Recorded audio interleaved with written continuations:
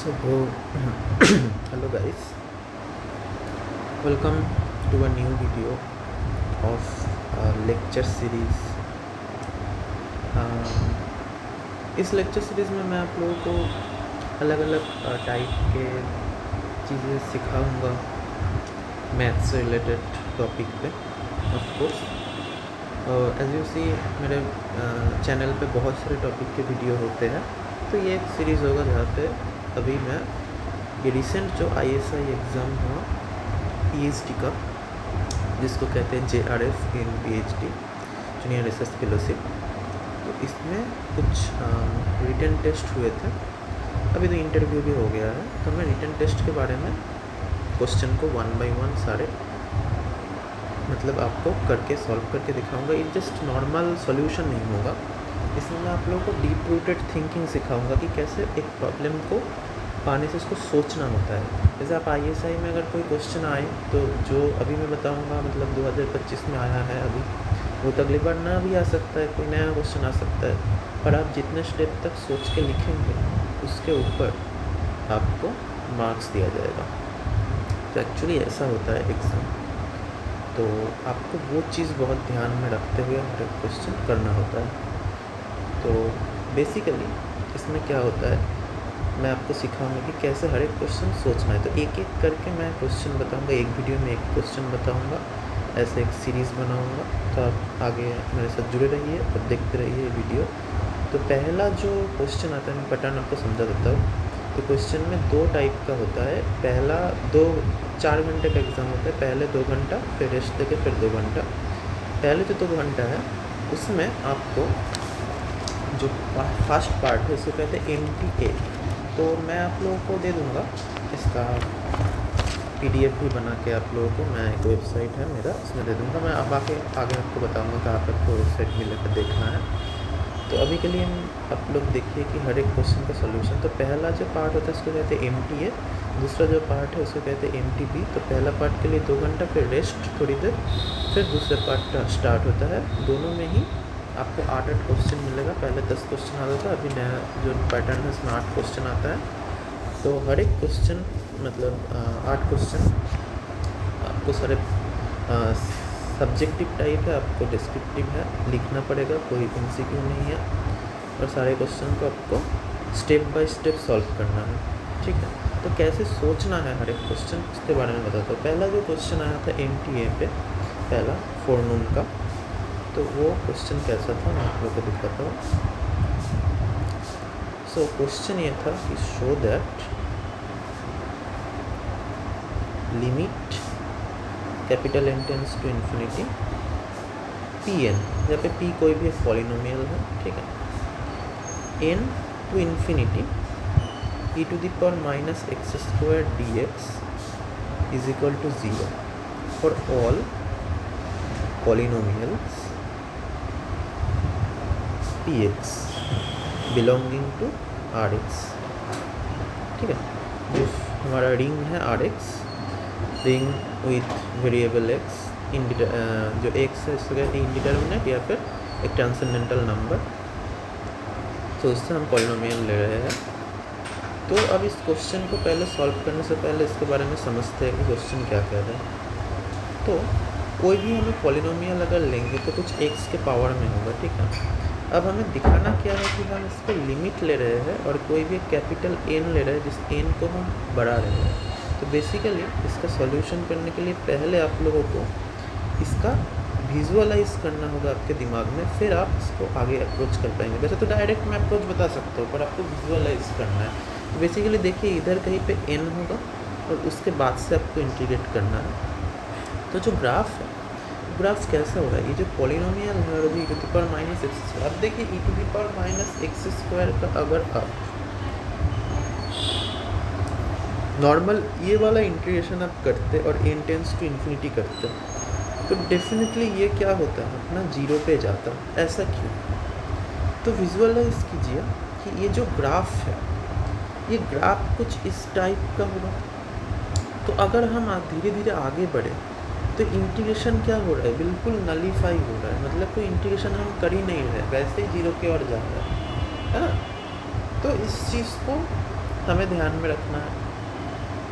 अब इस चीज़ को हम कैसे शो करें, मतलब हमें विजुअलाइज तो हो रहा है कि ये धीरे धीरे बहुत छोटा होता जा रहा है, तो हम इस चीज़ को विजुअलाइज कैसे करें। अब आप अच्छे से एक चीज़ देखिए कि e⁻x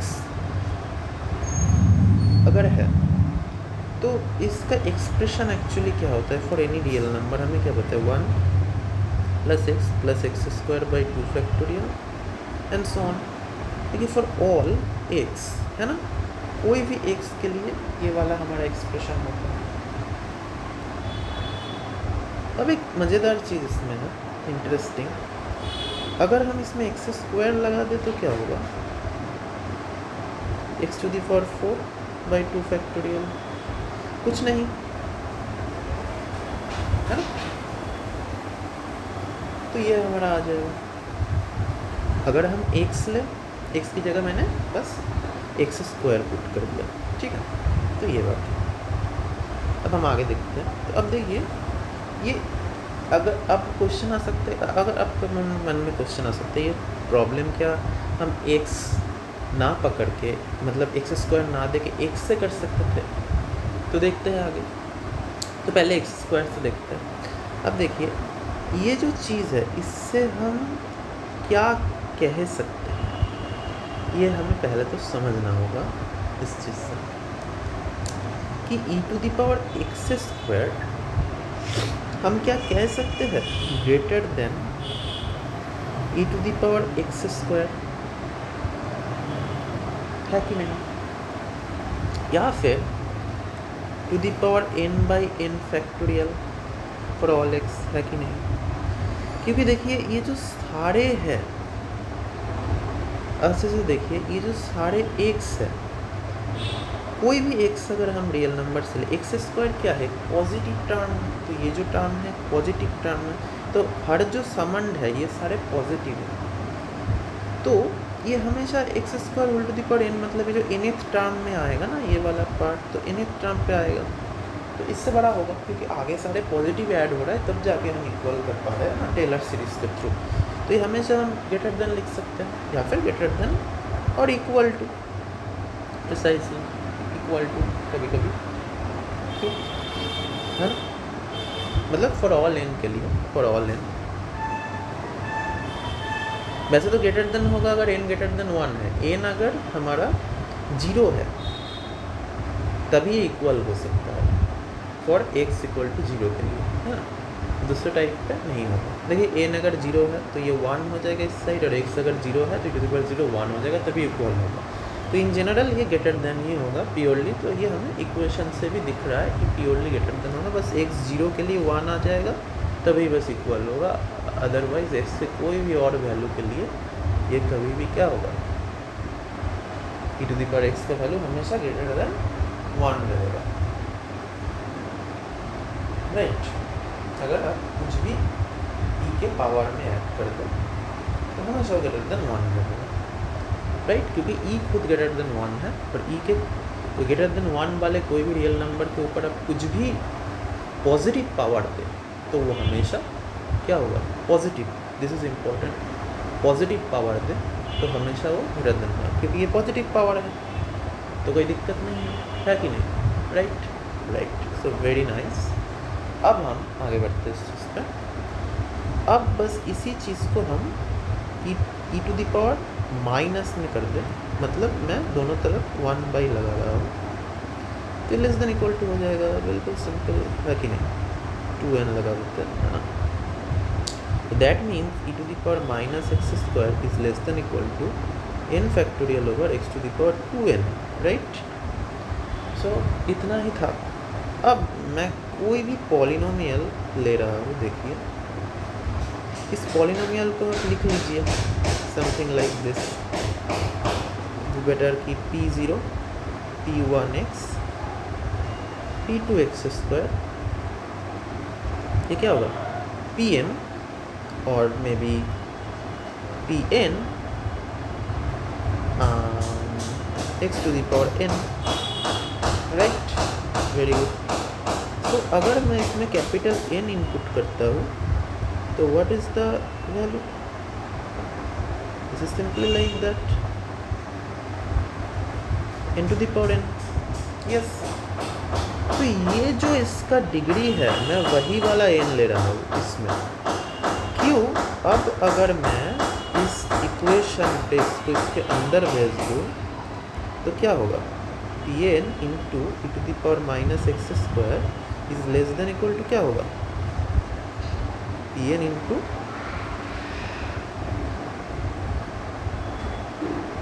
E to the power minus x square, sorry ये वाला term n factorial by x to the power 2n। But ये वाला अगर हम पार्ट लिखे तो this is not right, because कभी कभी Pn का वैल्यू क्या हो सकता है? Negative. So that's why we will take mod, right? This mod will take. Okay, बस इतना, ये इम्पॉर्टेंट है, बस मॉड देना इम्पॉर्टेंट है, बिकॉज कभी कभी ये नेगेटिव वैल्यू भी आ सकता है। फिर मॉड इसमें लग जाएगा, इस इक्वेशन में दोनों तरफ मॉड लग जाएगा, तो बाई ट्रायंगुलर इनइक्वालिटी सिंपल हम क्या लिख सकते हैं? दिस प्लस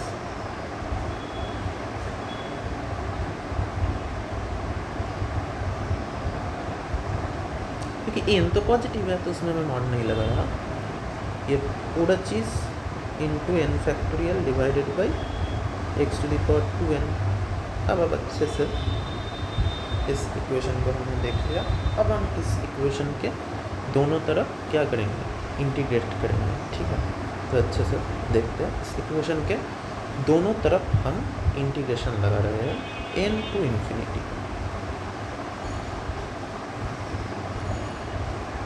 तो हमारा मेन आइडिया था कि हमें छोटा करना है, धीरे धीरे डाउनवर्ड जाना है, तो वही हम कर रहे हैं कि हम एक रियल नंबर से इसको छोटा दिखा रहे हैं, जो बहुत छोटा है, क्योंकि ग्राफिकली हमें दिख रहा है ये बहुत छोटा होगा, और क्योंकि हर पॉलिनोमियल का एक मैक्सिमम पावर है, उस पावर से भी बड़ा x to the power 2n हो जाएगा, जिसको हम ले सकते हैं। तो उससे जब डिवाइड करेंगे हम, तो देखिए ये और कितना और छोटा हो जाएगा। तो ये हमारा मेन आइडिया है, इसको जितना हो सके हमें छोटा करना है। तो पहले देख के आपको ये समझना है कि हमें छोटा करना है, तो जो मैक्सिमम पावर है यही हमें इन्फिनिटी की ओर ले जा सकता है जब n बढ़ेगा। पर अगर हम उससे भी बड़ा कोई पावर से उसको डिवाइड कर दें तो तब वो नहीं जा पाएगा, है ना? हमें इसके पावर को n टू द पावर जो capital n to the power n है, ये n एक पॉजिटिव रियल नंबर है, एक से बड़ा है, 1 से बड़ा है, तो which is important.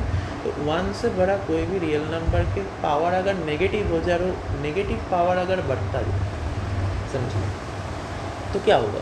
Sorry, negative power fix है, और वो नीचे वाला जो मतलब जो पॉजिटिव रियल नंबर है वो अगर 1/, हो जाए, जब वो बढ़ेगा तो 0 की ओर जाएगा। पर अभी तो ये पॉजिटिव पावर है तो 1/, नहीं हो रहा।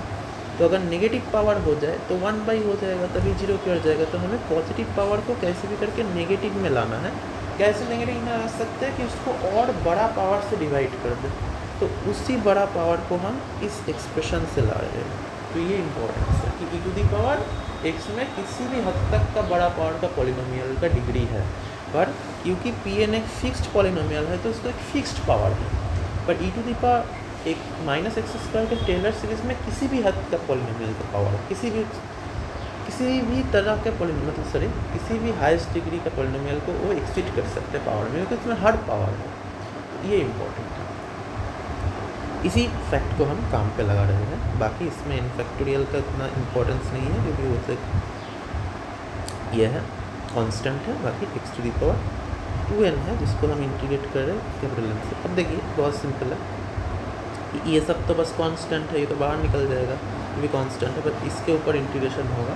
इसका इंटीग्रेशन का वैल्यू क्या आएगा? इसकी को लिख देते हैं कि n factorial with this constant and divided by ये पावर आ जाएगा -2n like x to the power -2n + 1 divided by 1 - 2n। फिर हम इसको n टू इन्फिनिटी जब लिमिट को इसमें पुट करेंगे तो इसका आंसर अल्टीमेटली क्या आएगा? n factorial. अभी हम इस चीज़ को नहीं लिख रहे हैं, बाकी 1 माइनस 2n लिखेंगे इधर पे, और ये आ जाएगा, क्या आ जाएगा बोलिए, 1/n टू द पावर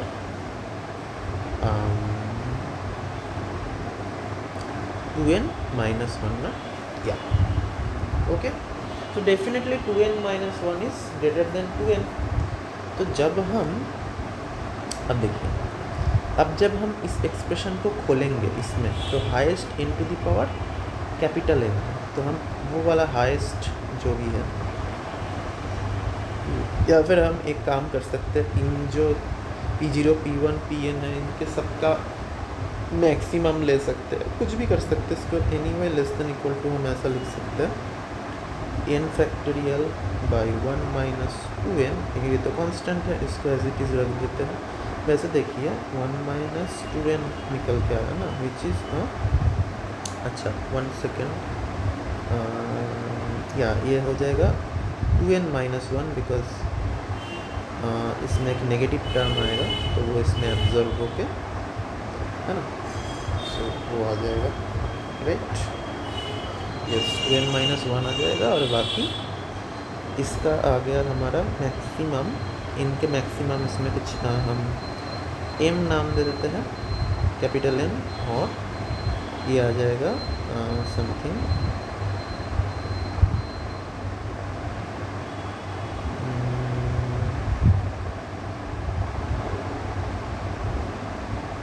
मतलब ऐसे तो हम इन जनरल इसको एक्सप्रेशन को खोल के कर सकते थे, पर what ever I am saying कि हम इन सारे P0 P1, मतलब ये फ्लो तो दिखा देता हूँ कि मैं क्या रहा हूँ, P0 P1 और Pn इन सब का मैक्सिमम ले लिया, ठीक है, इन सब का मैक्सिमम ले लिया,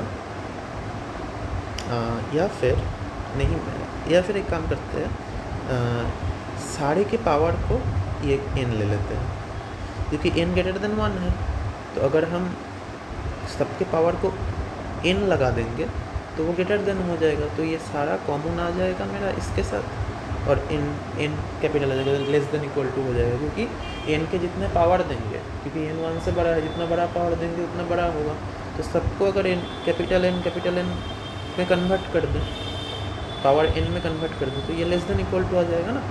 फिर हम P0 P1 मॉड इनको, ये जो प्लस है इसको इक्वल टू m लिखते हैं, P0 P1 राइट, इस चीज़ को हम ये नाम दे रहे हैं, राइट, सो मैं उतना नहीं लिखा, बाकी हमारे पास आ गया capital N to the power n, बाकी आप कैसे भी कर सकते हैं, capital N to the power 2n minus 1, तो ये नीचे हम ला देते हैं इस चीज़ को माइनस n करके, which should be n minus 1, right, so n minus 1, right, and that we are doing for all n greater than 1 के लिए। तो हम अगर हमारे पास n इक्वल टू 1 हो जाए तो नीचे 1 आ जाएगा, फिर हम कोई भी कंक्लूशन ड्रॉ नहीं कर सकते, ठीक है। तो एक 1 डिग्री पॉलिनोमियल के लिए हम अलग से बोल देंगे किस करके, या फिर हम इसके पावर को थोड़ा और बढ़ा देते हैं, anything you can do, right, anything you can do, like मैं इसमें सिंपल इसके ना पावर को थोड़ा सा और बढ़ा देता हूँ, लाइक इसमें मैं 2n ला देता हूँ, ठीक है, तो ये आ जाएगा 4n, कुछ भी पावर ले सकता हूँ ना,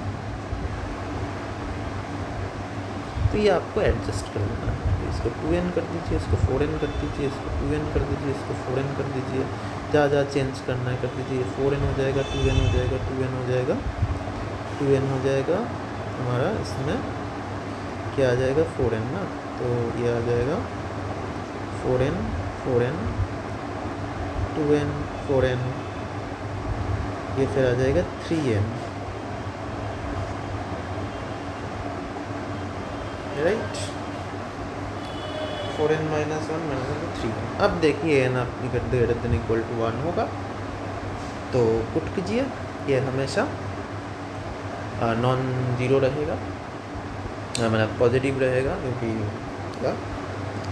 सो दैट्स वाई अगर हम दोनों तरफ लिमिट लगाए, अब n tends to infinity, sorry capital N tends to infinity, तो आ गया ना वही वाला कॉन्सेप्ट।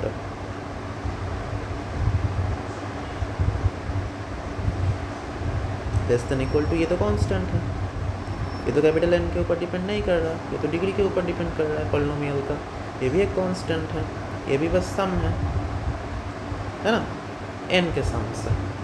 तो ये भी हमारा पॉलिनोमियल के कोफिशिएंट्स के सम है, तो ये भी हमारा इस एन के ऊपर डिपेंड नहीं कर रहा, कोफिशिएंट तो फिक्स्ड है, तो ये सब एन के ऊपर डिपेंड नहीं कर रहा, ये सब फिक्स टर्म है हमारा। बस ये वाला जो टर्म है ये एन के ऊपर डिपेंड कर रहा है, ये जीरो की ओर जा रहा है, एज यू कैन सी ये बड़ा हो रहा है, जो कि मुझे चाहिए था। तो अब ये एक पॉजिटिव टर्म है तो जीरो की ओर जा रहा है, तो इसका मतलब इसका इक्वल टू जीरो होगा, क्योंकि देखिए सारे पॉजिटिव और इंटीग्रेशन ऑफ पॉजिटिव टर्म क्या होता है, हमेशा पॉजिटिव फंक्शन का इंटीग्रेशन हमेशा पॉजिटिव होता है अगर कंटिन्यूअस है तो, राइट। मतलब इंटीग्रेबल है तो बहुत सिंपल शब्द में हम कह सकते हैं कि हमेशा पॉजिटिव रहेगा, इसको हम ग्रेटर देन इक्वल टू भी जीरो कह सकते हैं। तो both way greater than equal to less than equal to मिला के अल्टीमेटली क्या हो गया कि ये वाला टर्म हमेशा हमें जीरो मिल गया। Okay, so that is what we wanted. Now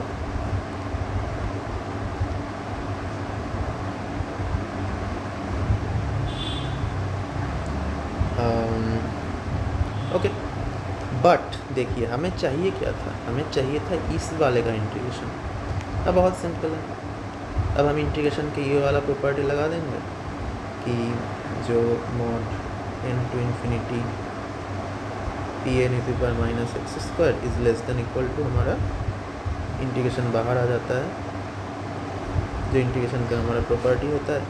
तो अब दोनों तरफ हमारा लिमिट है, तो ये अगर जीरो है तो ये भी हमारा जीरो है ना, क्योंकि ये भी पॉजिटिव है, तो ये हमें जीरो मिल गया, तो ये भी जीरो हो जाएगा क्योंकि ये जीरो हो गया।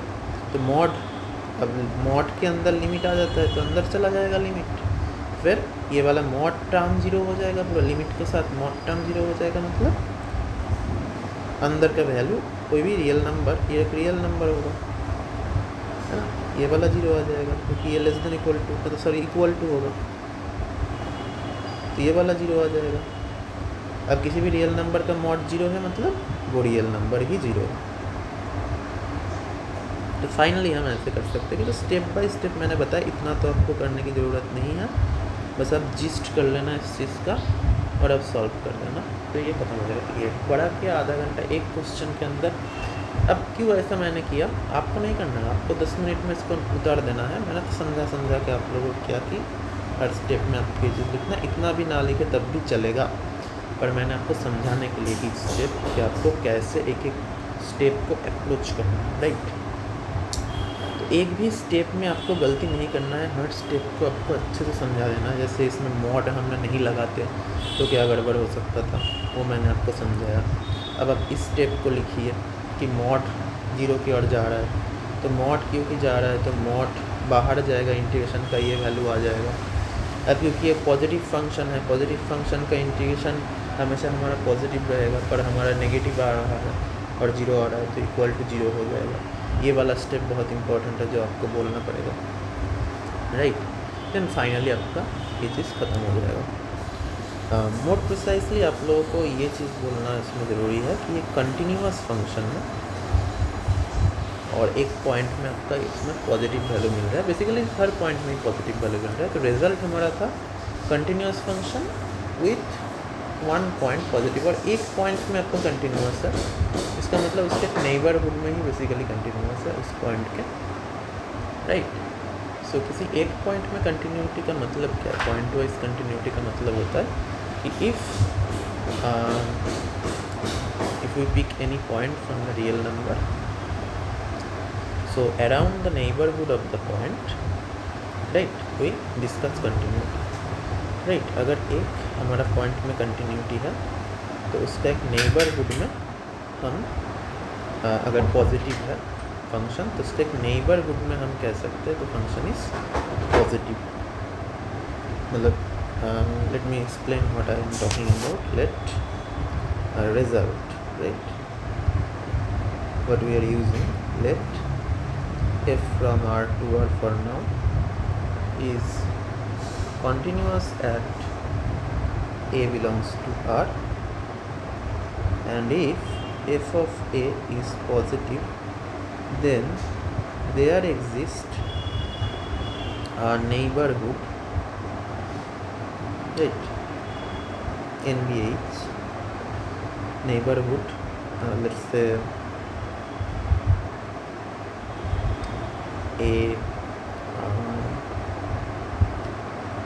a minus delta to a plus delta, such that for all x belongs to a minus delta to a plus delta, f of x is positive, right? So this property we are using. Why this is true? It is very simple, because क्योंकि x point में continuous है, तो for all epsilon greater than 0 there exist a delta positive such that we have f of x minus f of a mod is less than epsilon for all x minus a, then delta implies an epsilon, right? Okay, so the this is the thing.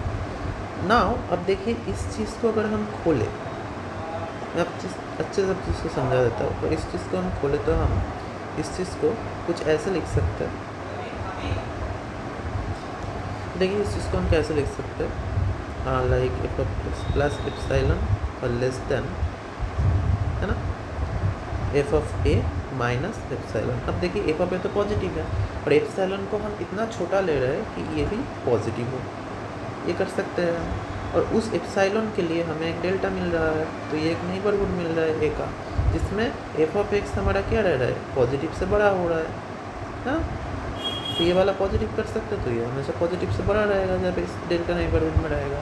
तो with definition of continuity हम ये कह सकते हैं कि एक point में अगर कंटिन्यूअस है और उस पॉइंट में अगर पॉजिटिव है, तो हमारा फंक्शन उसके एक नेबरहुड में, उस पॉइंट के एक नेबरहुड में हमेशा पॉजिटिव रहेगा। ये कंटिन्यूटी का मतलब। पर इसका मतलब ये नहीं कि अगर एक पॉइंट में कंटिन्यूअस है तो एक नेबरहुड मिलेगा जिस नेबरहुड में हर पॉइंट में कंटिन्यूअस होगा, ऐसा नहीं है। ऐसा एग्जाम्पल है फंक्शंस का, आप देख सकते हैं। जैसे एक एग्जाम्पल हम ऐसा कर सकते हैं कि अगर एक फंक्शन है एफ ऑफ एक्स, ये वाला फंक्शन को हम ऐसे दिखा सकते हैं कि x and 1 minus x for all x belongs to q and for all x belongs to q complement। तो ये वाला जो फंक्शन है, इस वाला फंक्शन का अगर हम देखें तो ये वाला फंक्शन बस एक ही पॉइंट में कंटिन्यूअस है। Is this function continuous at any point? And the answer is the function is continuous at the point half, x equal to half. Why? Because अगर हम देखें तो हाफ में इसका वैल्यू हाफ होगा, इसमें अगर हाफ पुट कर इसका वैल्यू हाफ होगा। बेसिकली क्या हो रहा है कि अगर हम इस वाले फंक्शन को देखें तो ये ऐसा है और इस वाले फंक्शन को देखें तो ऐसा है, तो ये हाफ पॉइंट। तो जब इरेशनल है तो हम इसके ऊपर से रह रहे हैं, जब रैशनल है हम इसके ऊपर में रह रहे हैं।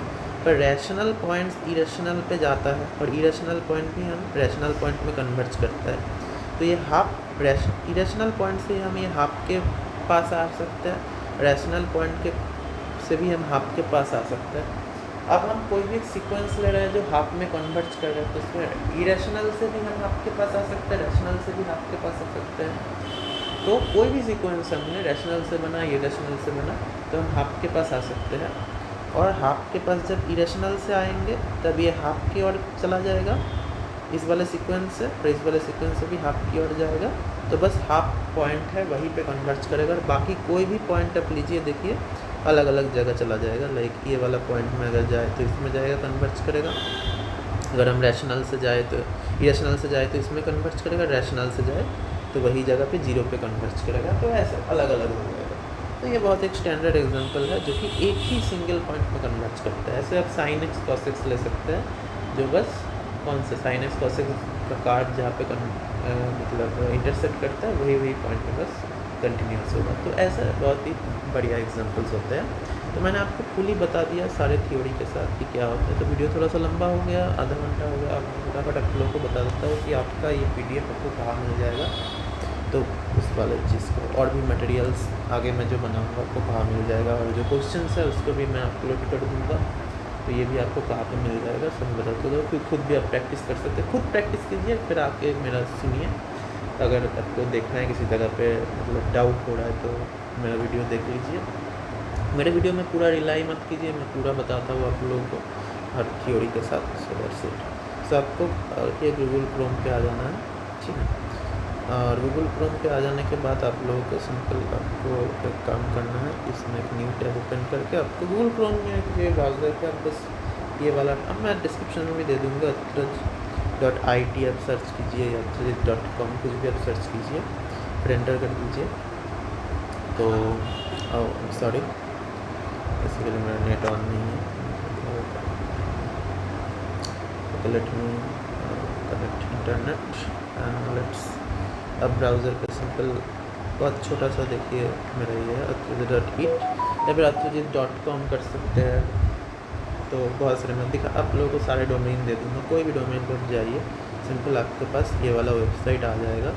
ओके, तो इसमें आप इसमें ऑप्शन पे क्लिक कर सकते हैं रीड ब्लॉग्स, ठीक है। तो आपको ये वाला पेज ओपन हो जाएगा। इस पेज में आपको इस फोल्डर वाले सेक्शन के देखिएगा यूट्यूब है, यूट्यूब के बाद आपके इधर से और भी जो मैं यूट्यूब वीडियो बनाऊंगा वो मिल जाएगा, पर अभी के लिए ISI 2000 जो 25 वाला फोल्डर है इसमें आ जाइए। और इसमें आपको सारे PDFs वगैरह क्वेश्चन का ये सब आपको सारे मिल जाएगा, ठीक है।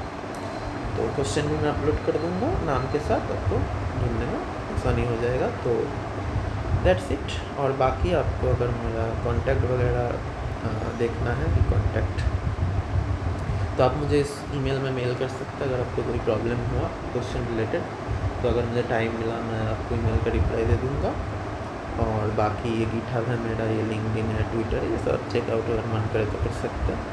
बाकी कुछ ब्लॉग मैंने लिखा है मेरे बारे में, इधर पढ़ सकते हैं आप लोग। सो थैंक यू, मिलते हैं नए वीडियो में।